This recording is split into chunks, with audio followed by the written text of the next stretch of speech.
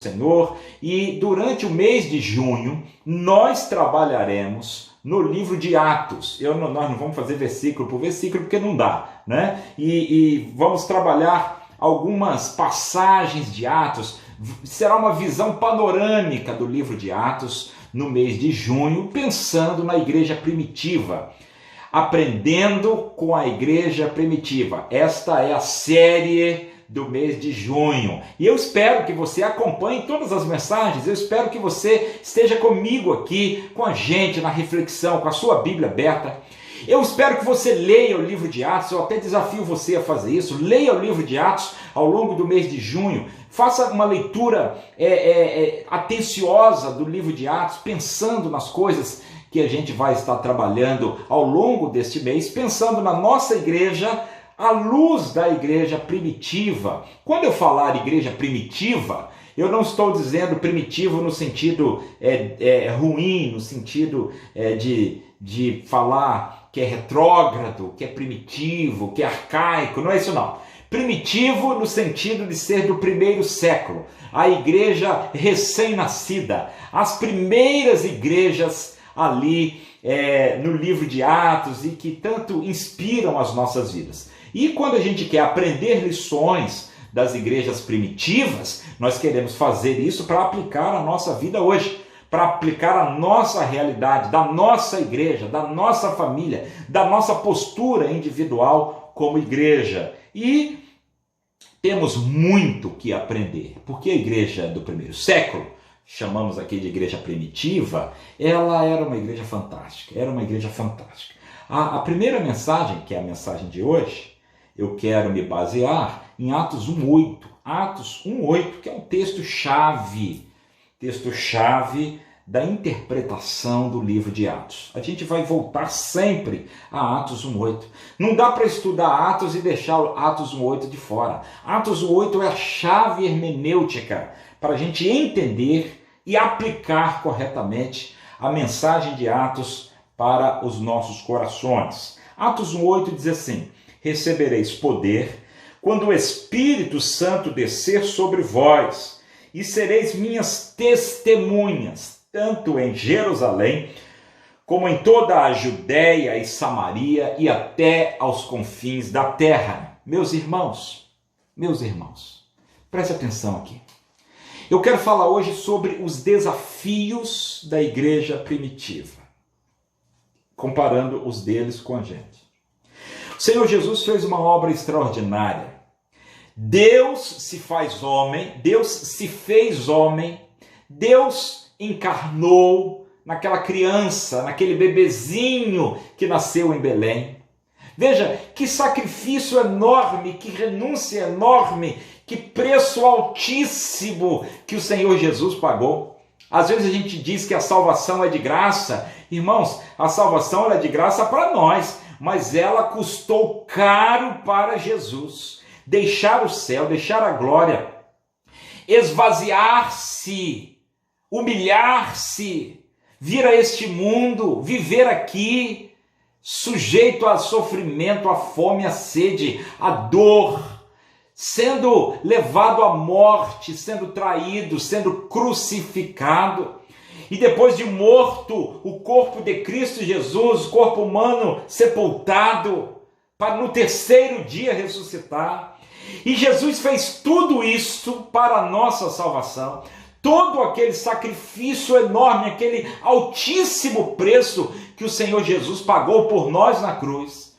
E ele, depois de completar toda a sua obra de expiação, de salvação, de redenção, de perdão dos pecados, de salvação da humanidade, ele pega tudo isso e ele entrega na mão da igreja. Olha que coisa, hein? Ele entrega tudo isso na mão da igreja e diz assim: olha, eu estou indo agora para o céu, tá? A minha parte eu fiz, a minha missão eu cumpri aqui, e eu estou indo para o céu agora, e agora é com vocês. Agora é com vocês. Vocês agora vão testemunhar disso que aconteceu para todo mundo. E aí no verso 9, Jesus é elevado aos céus. Ele acaba de entregar a missão, entregar a tarefa, e ele sobe, ele vai subindo, subindo, subindo. A gente vai falar mais sobre isso ao longo do mês de junho. Mas eu quero chamar a sua atenção, porque o Senhor Jesus entregou essa preciosíssima missão, que custou tão caro para ele.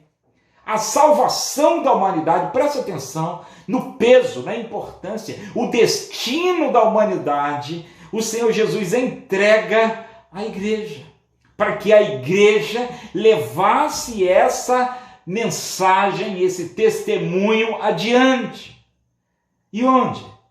Em Jerusalém. Olha, irmãos, em Jerusalém não era fácil, porque os judeus estavam muito fervendo de raiva contra a igreja. Aquela história de que Jesus havia ressuscitado, isso trazia um burburinho tremendo, e os judeus eram perseguidos, e os cristãos eram perseguidos pelos judeus, de modo que era difícil testemunhar em Jerusalém, mas era possível. Eles estavam ali, tá bom, estamos aqui, Jesus, ok, vamos testemunhar em Jerusalém, nós vamos apanhar, nós vamos ser presos, nós vamos ser perseguidos, alguns de nós serão mortos, mas tudo bem, nós vamos testemunhar do Senhor aqui em Jerusalém. Aí Jesus disse, não, mas não é só Jerusalém não, é em toda a Judéia. Toda a Judéia, Senhor? É, toda a Judéia. E aí eles, a região da Judéia, mais ou menos assim como se fosse o tamanho do estado do Rio, um pouco menor do que o estado do Rio, tá bom, dá pra gente ir também. É difícil, vai ser difícil, mas nós vamos. Ah, mas não é só a Judéia, Samaria também. Samaria já era mais complicado, que era um povo inimigo, era um povo esquisito, era um povo idólatra, era um povo misturado em questões religiosas, um sincretismo muito grande. Eles precisariam vencer algumas barreiras sociais, quebrar alguns preconceitos. Mas tá bom, Jesus, a gente vai. Aí Jesus disse, não é só até aí não. Jerusalém, Judéia, Samaria e até os confins da terra. Até os confins da terra. Este era, meus irmãos, o enorme desafio da igreja primitiva. Anunciar a mensagem de salvação, aquela preciosidade que eles receberam, eles precisariam levar esta mensagem até os confins da terra. Até os confins da terra. Aí eu fico pensando, o que eles tinham para conseguir cumprir essa missão? Eles eram uma igreja pobre, eles não tinham ninguém rico. Eu fico pensando assim, se eu fosse Jesus e fosse escolher os 12, eu ia escolher uns caras ricos, um senador, um empresário, um artista famoso que pudesse ajudar a divulgação. Jesus escolheu uma meia dúzia de pescadores, outros lá briguento, lá zelote, um publicano, uma turma assim, sem expressão nenhuma, fracos, pobres, débeis. E Jesus entrega para essa turma, a igreja aqui já era em torno de 120 pessoas, o capítulo 1 vai nos informar isso, que tinha lá os 11, né? O Judas Iscariote tinha traído. Então, além dos 11, tinha mais alguns discípulos, Maria, mãe de Jesus, os irmãos de Jesus, agora a gente falou dos irmãos de Jesus recentemente, os irmãos de Jesus agora já criam nele, estavam ali reunidos, e eram mais ou menos 120 irmãos. E aqueles 120, veja que não era uma igreja grande, mega igreja, não, era uma igreja pequena, incipiente, no seu nascimento, bebezinha. Ela recebe uma tarefa, um desafio enorme de anunciar o evangelho até os confins da terra. E eles não tinham carro para viajar, não tinham carro, eles não tinham, irmão. Você já pensou? Eles tinham que viajar a pé, na estrada de poeira. Muitos aí sabem bem o que é isso, né? Viajar a pé, na estrada de poeira, não tinha carro, não tinha moto. Veja bem, eu fico imaginando se o apóstolo Paulo tivesse um Fiatzinho Uno. Já pensou? Já pensou se Barnabé tivesse uma motozinha 150 Titan? Você já pensou se Pedro, o apóstolo, tivesse uma caminhonete? Já pensou, meus irmãos? Não tinham nada disso. Eles viajavam a pé, não tinha ônibus, não tinha avião, não tinha nada. Aí Jesus disse assim, mas tem que anunciar até os confins da terra. Tá bom, Jesus, nós vamos, mas nós vamos de quê? Preste atenção como era difícil, como era desafiador para eles. Eles não tinham recursos de comunicação, eles não tinham celular, eles não tinham YouTube, eles não tinham Facebook, eles não tinham WhatsApp, tinham nada disso que nós temos hoje. Você já imaginou se o apóstolo Pedro tivesse um canal no YouTube? Aí ia pegar aquele sermão que ele pregou em Pentecostes, ia botar no YouTube, ia ter um monte de likes. Mas ele não tinha. Você já imaginou se Paulo tivesse o WhatsApp? Se Barnabé e João tivessem uma página no Facebook? Meus irmãos, eles não tinham nada disso, não tinham telefone. A comunicação era precária. O transporte era precário. Eles não tinham caixa de som, eles não tinham guitarra, violão, microfone, nada disso. Eles não tinham templo como nós temos, eles não tinham bancos. Eles não tinham nada, nada, nada. Olha, nem Bíblia assim eles tinham que ler as Bíblias naqueles rolos e guardar na mente. Eles não tinham Bíblia, eles não tinham livros, eles não tinham folhetos, eles não tinham junta missionária, eles não tinham nada. E Jesus entrega para aquela igreja que não tinha nada. Preste atenção, acompanhe aqui o raciocínio. Jesus entrega para aquela igreja fraca, humanamente falando, fraca. Jesus entrega para eles a missão, a tarefa de levar o evangelho até os confins da terra. Sabe o que aconteceu? Apesar de não terem nada, eles chegaram até os confins da terra. Eles cumpriram a missão. Eles alcançaram o objetivo.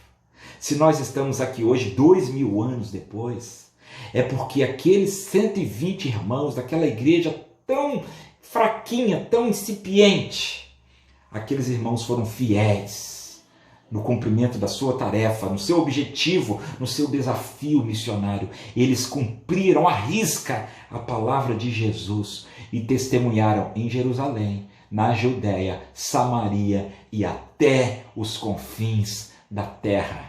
Esta mensagem atravessou os mares, essa mensagem atravessou os séculos e nos alcançou, chegou a nós hoje. E eu fico pensando, queridos, como eles que tinham tão pouco, fizeram tanto. E nós que temos tanto, fazemos tão pouco. Já pensou sobre isso? Vou falar de novo, preste atenção nessa frase aqui. Eles tinham tão pouco e fizeram tanto. E nós que temos tanto, fazemos tão pouco. Por que será? Por que será que fazemos tão pouco? Talvez porque estamos acomodados, talvez porque o nosso foco esteja em coisas diferentes, talvez porque não buscamos o poder do Espírito como eles buscavam, talvez porque nós não oramos como eles oravam, talvez porque o nosso foco na pregação evangelística não esteja exatamente como o deles estavam. Como eles que tinham tão pouco fizeram tanto, e nós que temos tanto fazemos tão pouco. É sobre isso que eu quero pensar ao longo desse mês com os irmãos.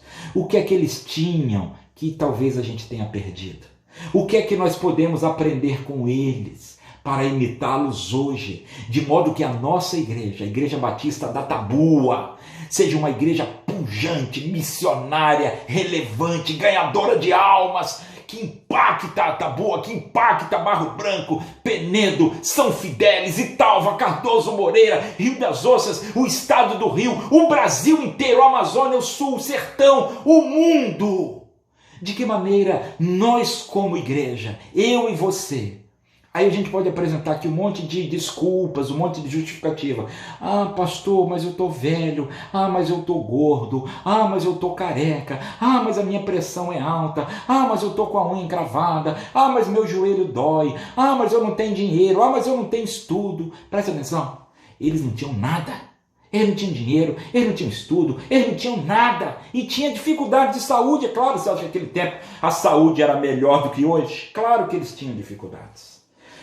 Só que mesmo com tantas dificuldades, com tantas limitações, com tantos desafios, eles ganharam o mundo inteiro da sua época. A ponto de a gente ver lá no livro de Atos que vão dizer assim: esses que alvoroçaram o mundo chegaram aqui. Eles alvoroçaram o mundo. Eles alvoroçaram o mundo. Aquela igreja fraquinha, pequena, pobrezinha, sem gente rica, sem gente influente, sem político nenhum que protegesse. Aliás, era só perseguição, perseguição de judeu, perseguição de romano, perseguição de pagão, era perseguição de tudo que era lado. Irmãos, tinha tudo para dar errado. Tinha tudo para dar errado, mas deu certo. E nós estamos aqui hoje, louvado seja o nome do Senhor, glórias a Deus, porque deu certo. Porque eles cumpriram o plano de Deus para eles. E ao longo desse mês, então, eu quero pensar sobre isso com vocês. O que eles tinham que nós precisamos aprender com eles? Como aprender com eles a ser uma igreja relevante, referência, que vai impactar, que vai transformar a realidade deste mundo a partir da Tabua. É isso mesmo. Se eles tinham tão pouco e fizeram tanto, nós que temos tanto, podemos fazer muito mais para ganhar o Brasil para Jesus, para ganhar o mundo para Jesus.